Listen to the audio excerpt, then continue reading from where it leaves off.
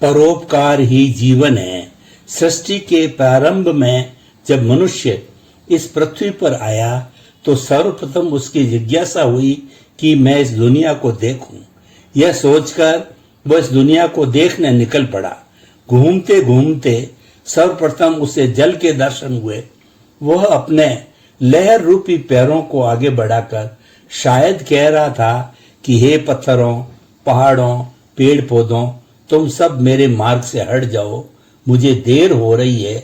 न जाने कितने ही पशु पक्षी, पेड़ पौधे और मनुष्य मेरी राह देख रहे होंगे। वे प्यास से व्याकुल हो रहे होंगे। मेरी जरा सी देरी के कारण उनकी आशा रूपी किरण बुझ जाएगी। उनके प्राणों पर महासंकट आ जाएगा। अतः तुम सब मेरे मार्ग से हट जाओ और मुझे अपने कर्तव्य का पालन करने दो। तत्पश्चात मनुष्य आगे बढ़ा। चलते चलते उसे मिट्टी मिली। वह उसे ध्यान से देखने लगा। मिट्टी पानी से निवेदन कर रही थी कि हे जल देवता, आप मुझे शीघ्र ही गांवों की ओर ले चलो। न जाने कितने ही पशु पक्षी, मनुष्य आदि भूख से प्रताड़ित होकर मेरी राह देख रहे होंगे, क्योंकि मुझे उनके लिए खेतों में अन्न उगाना है, फल उगाने हैं। सर्दी गर्मी से परेशान न जाने कितने स्त्री पुरुष परेशान हो रहे होंगे। मुझे उन सब के लिए कपास उगानी है। न जाने कितने ही मनुष्य मकान न होने के कारण सर्दी गर्मी और बरसात आदि से परेशान हो रहे होंगे।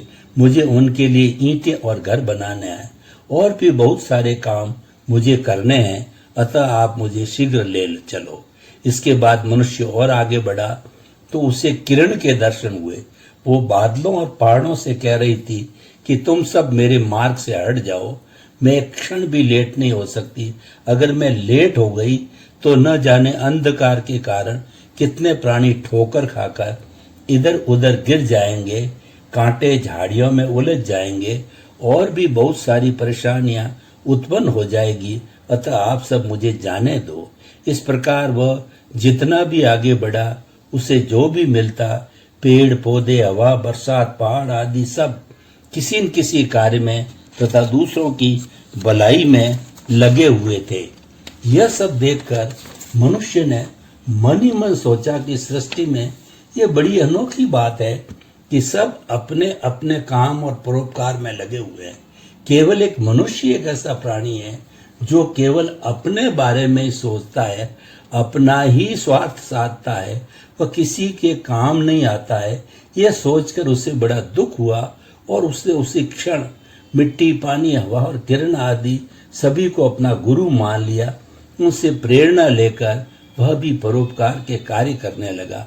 उक्त कहानी से हमें यह प्रेरणा मिलती है कि मनुष्य को सबसे ज्यादा परोपकारी होना चाहिए, क्योंकि वह अपने बुद्धि बल से बहुत कुछ कर सकता है, असंभव को भी संभव बना सकता है। हमारी समस्त प्रकृति ही हमें परोपकार करने की प्रेरणा देती है।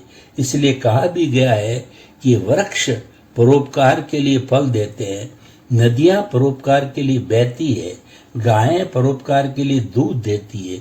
यह शरीर भी परोपकार के लिए ही है। परोपकार के बिना शरीर की कोई सार्थकता नहीं है।